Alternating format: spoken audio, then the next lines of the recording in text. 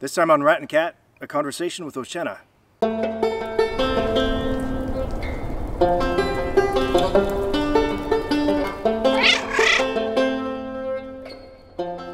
Those of you who have been with my channel for some time probably remember OchéNah.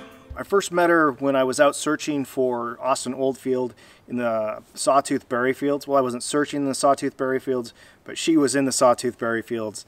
And I talked to her about hikers and Bigfoot and all sorts of things. And a lot of you really liked her. Some of you didn't like her at all.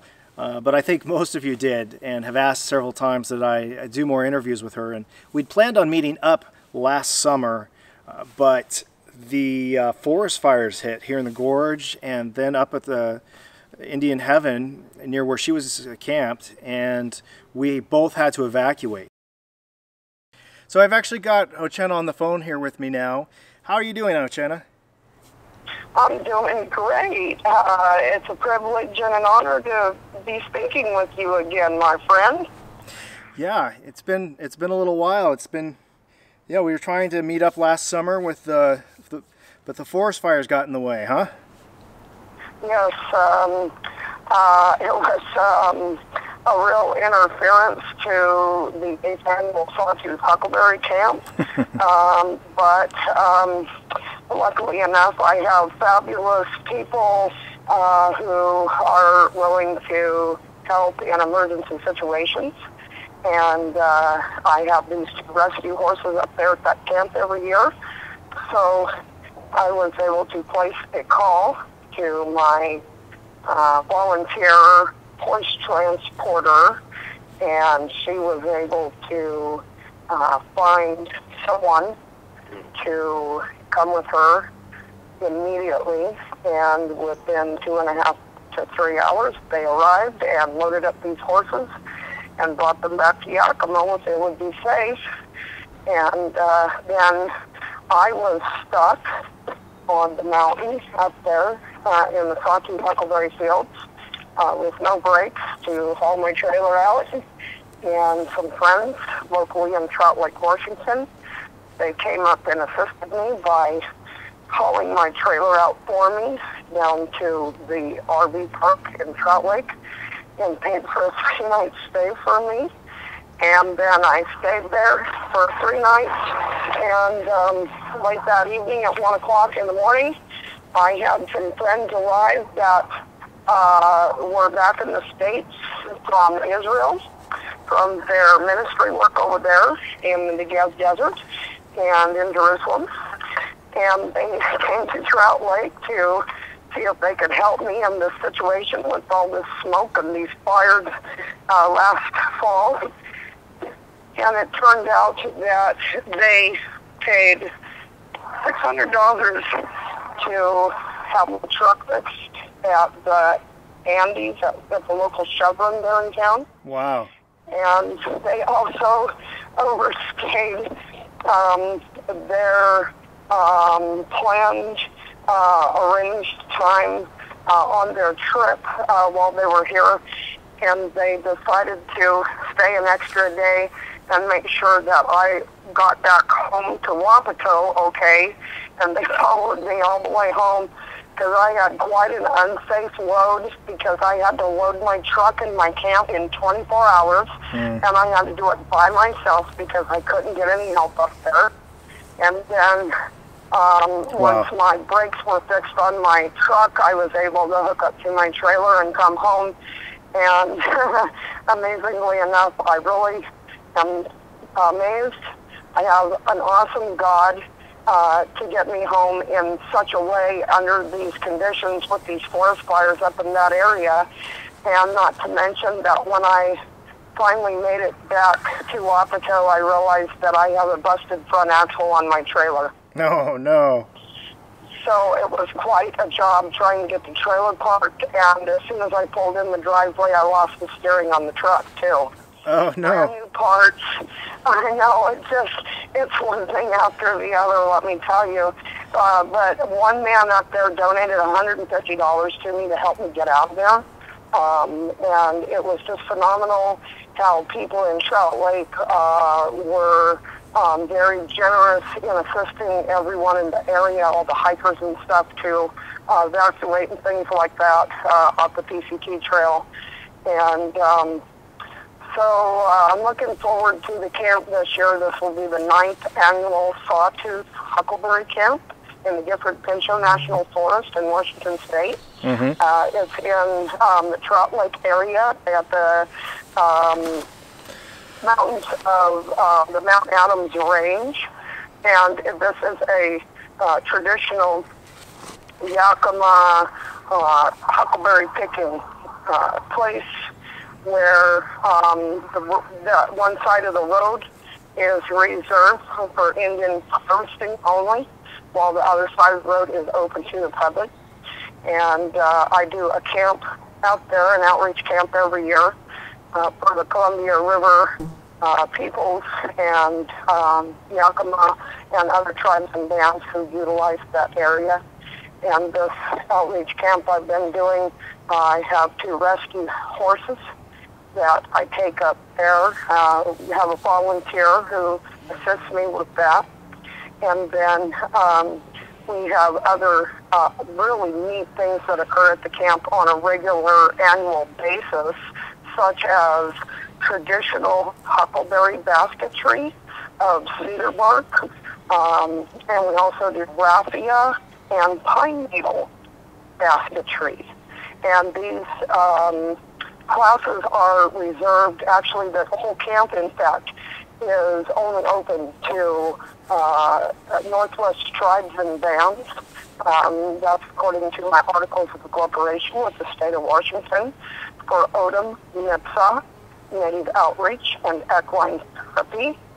And so this is a limited ministry that reaches the native population, indigenous peoples of the Northwest, and we deal with things like child abuse, severe issues of child abuse, and suicide, substance addictions, homelessness, domestic violence, and sexual assault.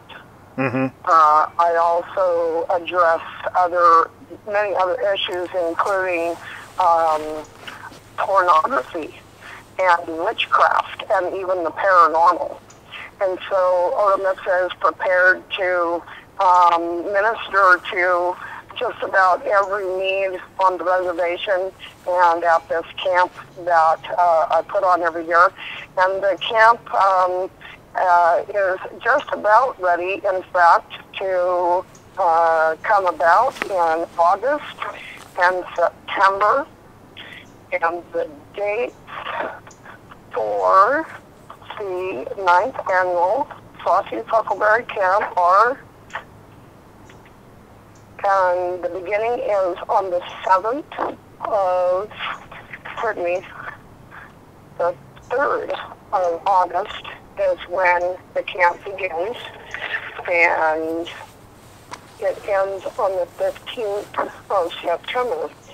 And I'm hoping to be working in conjunction with Yakima Nation tribal entities such as behavioral health and others who are now taking an interest in the equine therapy program that I'm trying to start here on the reservation in Wasco. The goal ultimately is to start a youth ranch called the Triple R, Rescued, Redeemed, and Renewed, and using rescued reservation horses that have been trained to be used in therapeutic use with some of these issues and PTSD and things like that. And so for now, though... How exactly does your camp help those issues or people with those issues? Well, you see, there are mostly the people that come to the Sawtooth Huckleberry Camp that I do are people that I used to drink and smoke meth with on the Columbia River at all the fishing villages. And so I know these people personally, and their lives have been impacted with a lot of trauma issues and substance addiction issues. And so because they have known me for 20-some years, and I used to party with them as hard as I did. And they've seen what God has done in my life, and have heard my testimony about how Yeshua HaMashiach, Jesus Christ of Nazareth, the Son of the living God, has delivered me from meth and alcohol and from other issues in my life that have resulted from a traumatic childhood also. And so these people come to my camp. They want to be around these horses. They bring children with them, and the children like feeding the horses and being around them. And they like coming to the basketry classes and things like this because it gives them an opportunity to come to a safe place on that mountain where there isn't any other place like it that is offered or available up there. Mm-hmm. There's no theft or fighting or anything else that goes on in my camp. It's well regulated. I also have emergency services available up there for people. And I also help in ways of keeping people safe and things like that up on the mountain and making provisions for people who come up that may have some lack and need of clothes and things like that. I distribute gifts every year to the camps and to the children. And it just puts a smile on people's faces, whereas things like fun and laughter can replace sadness and anger and things like that that's going on in their lives. These people are coming up from the river and from the reservation to annually harvest our traditional food as we do every year and bring fish up to some of the camps and visit with their families and things like that. But unfortunately, there's a terrible amount of alcoholism that still takes place at Sawtooth, and drug use and abusive behavior towards adults and towards children. There's issues of disrespecting the area and using it in improper ways and moving track and things like that around. And so I'm trying to make an impact in all of these issues that are taking place on the mountain. And it's phenomenal how I have seen children come into my camp. They've been brought there by other people of the family who have known me for many, many years and who used to drink and do meth with me. And they bring their kids into this camp. And their kids end up coming in my trailer to help me make fry bread. And they just talk to me about things that are going on because I'm a neutral person. I'm not related to anyone. And so they feel safe. And I encourage them and pray for them. And they just love being around me up there in the mountains, and they learn things. They can learn traditional things that no one else in their family has taught them yet. Mm-hmm. And they can find an environment that feels peaceful and calm and safe for them while they're there. The music that is played in camp also impacts people. Last year I had 3 people want to come to this camp because they seen my flyer. And 2 of these Indian men were men from the Dalles that I used to drink and smoke house with. And these 2 men wanted to come to my camp. And it was really incredible to be in a position where I can detox these 3 people, and 2 of them that I used to know and party with, and try to minister some hope to them. Mm-hmm. Because that's why these things are occurring in Native life, or in any life for that matter, whatever culture you go to, and these things exist. Well, why do they exist? They exist because something led to that. And so usually it's generational trauma is the first answer to be looked at. And so making an impact in these areas where the drug and alcohol programs here are failing and they can't figure out why, I have a message and a method that I use at camp through all of the things that are offered with the horses and the crafts and the games that are available and all the different things that go on. And people like to just come and unload because they feel like they finally have someone to do that with that can have the answers that they're looking for. That's great. You know, a lot of the people that are watching this channel are not Native American. Can they visit, or would it be better if they didn't? What would you say? Oh, absolutely. I welcome anyone. As a matter of fact, I have invited some non-native Facebook friends to come up this year and stay in the camp and register for staying in the camp. And this will be the first year that I've ever done this. They want to come to be a blessing and be like part of a team for me this year and help me to bless these people and pray for people and hand out gifts and things like that. And they also want to experience this beautiful place that they have never been to before, and be an experience around these horses and the things that go on up on the mountain. And it's something that I welcome for non-native participants. If people are interested in coming up and assisting in any way or contributing in any way, I would like everyone to know that OchéNah Native Outreach is on the books openly. You can look me up in the IRS or the state of Washington and find out what you would like to know about this ministry that is open public information. I would like also everyone to know that I have established recently a business account for this organization at my bank in Union Gap, Washington, Bank of America. And so people can begin contributing directly to the ministry, which brings it up to a level where people will feel comfortable in doing so. Because as of yet, as the registered agent, I have been responsible in handling all incoming and outgoing responsibilities for the Treasury. And so because I've been faithful in that area, praise the Lord, my heart has no desire for money. I have no wickedness in my heart for desire for money. It means nothing to me. And God has seen my faithfulness, and He's now rewarding me and blessing me. He's blessing this ministry in incredible ways. And I have picked up 2 monthly donors recently. And once again, one of these donors happens to be the lady who has a big ministry in Israel. And she is from Texas, and she is a Sephardic Jew.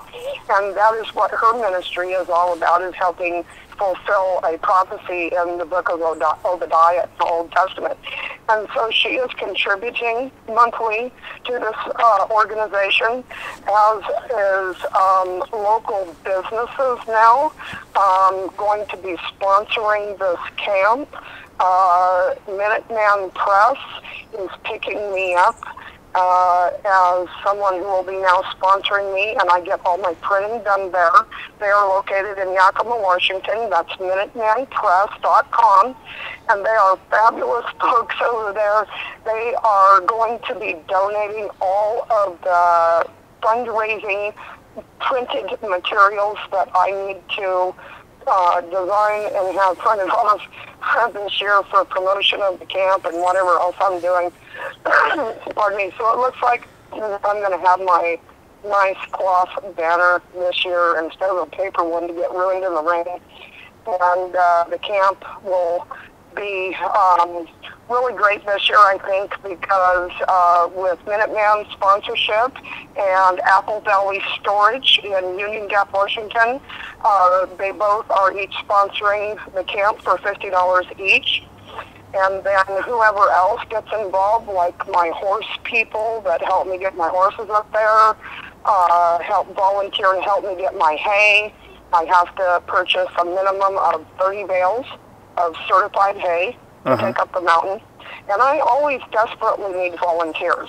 I desperately need volunteers on this reservation, in fact. I have no one really to help or assist me here in Wapato to do my outreach or to do my vending. And this ministry distributes a lot of Bibles and gospel tracts that are designed for Native peoples through Indian Life Ministries in Canada. This is a faith-based organization, it's a Christian organization, and it is all based on how God took me out of basically the sewer that I began to float down in my misery and my heartbreak and my broken life that I come from. And gave me hope, showed me what his plan for my life was. And as it began to develop, he brought me here to this reservation. And a couple months after that, I ended up rescuing a wild Mustang that had been captured and put in this Toppenish stockyard. And he was just barely rescued by a young boy who was working there at the time. They were going to kill this horse, shoot him in the head at the end of the day. Wow. And I was appalled when his mother called me and told me about this horse because I just was shocked at what I was hearing on the other end of the phone, that this horse was starving to death. This horse had been severely beaten with barbed wire and bullwhips and sliced up and is bleeding and is malnourished to the point that he looks like he might die anyway. And I was so stunned. I didn't realize this type of thing was going on up here at all. Wow. And apparently it's a regular occurrence. Oh, that's horrible. And I asked if I could please adopt this horse. Can I please have him? And so they said yes. And I acquired this little Mustang and began learning how to recuperate a horse in this condition. And I put tons of love into him. And I put him on a special diet and got him some veterinary care and things.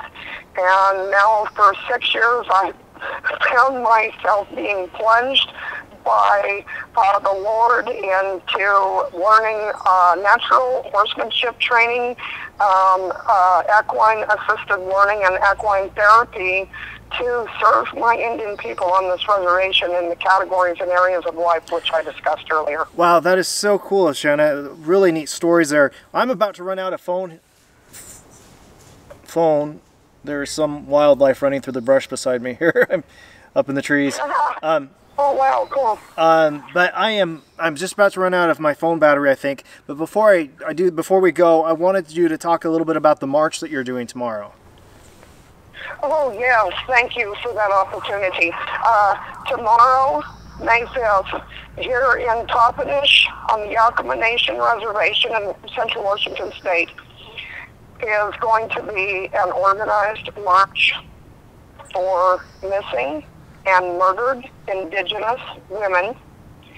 It is requested that all ladies wear red to remember these ladies.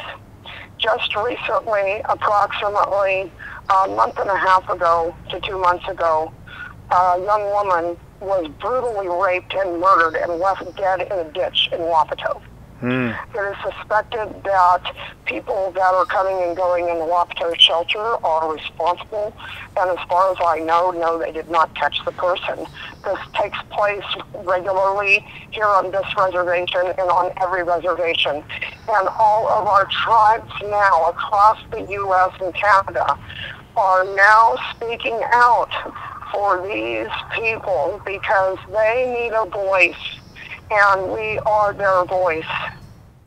That's great, and I hope to be doing a feature on that sometime here in the near future. I do a series about odd ways people go missing in the wild and how to avoid them. And I know I've heard a number of different stories about Indigenous women going missing, and that's a big issue, and it's not reported some of the time, and so it kind of goes unnoticed. Yes, that's right. It has sadly been the case over history because our people are not looked at as very important on the list of matters. And I would just like to do what I can through this organization to bring awareness to these issues. And I'm also going to be driving my truck because I am disabled and cannot walk, and I am offered to help out in the way that if there are any other people or ladies or elders who are also disabled and can't walk, or maybe get tired and would like to continue on, then they can ride in the back of my truck. I'll have camp chairs set up, and I have a stock rack that encloses my truck. It's safe to be transported in for elders and things. And so I really hope to see that some of these elders who are unable to participate, because I was unable to participate also in the last march because of my disabilities. And so now this is a way that OchéNah and myself as a director can participate in speaking out about our missing and murdered Native and Indigenous women across North America and Canada. Okay, that sounds really important. Thank you so much for your time. It's been great talking with you. Is there what's your website again, or how can people get a hold of you? I don't have a website, but people can find me on Facebook under OchéNah. Okay, can you spell that? O-C-H-E. There's an accent mark over the E. Capital N-A-H-R-O-S-K-E.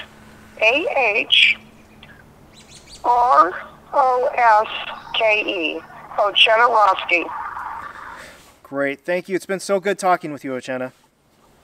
Thank you so much, Nikaya. And if you don't mind, I would just like to close with a short word of prayer.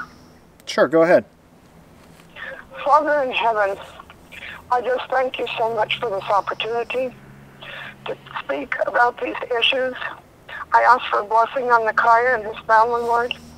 I ask for a blessing on my people and for this reservation and for the work that you've called me to do. I pray for this march tomorrow, Lord, that it would be organized well and that many, many people would be able to participate, Father. These are very important things for our people. And I thank you, God, and I give you all the glory through your Son, Jesus Christ. Amen. Amen. All right, thank you, OchéNah, and I look forward to talking with you again soon. Thank you very much. Good night. Good night. All right, that's it for rat&cat. You can leave your comments below about the conversation I just had with OchéNah. And I always enjoy reading your thoughts. Also, I invite you to, if you haven't already, to like and subscribe and share this channel with others, or this video if you like. Also, tune into my Patreon page, Patreon/rat&cat.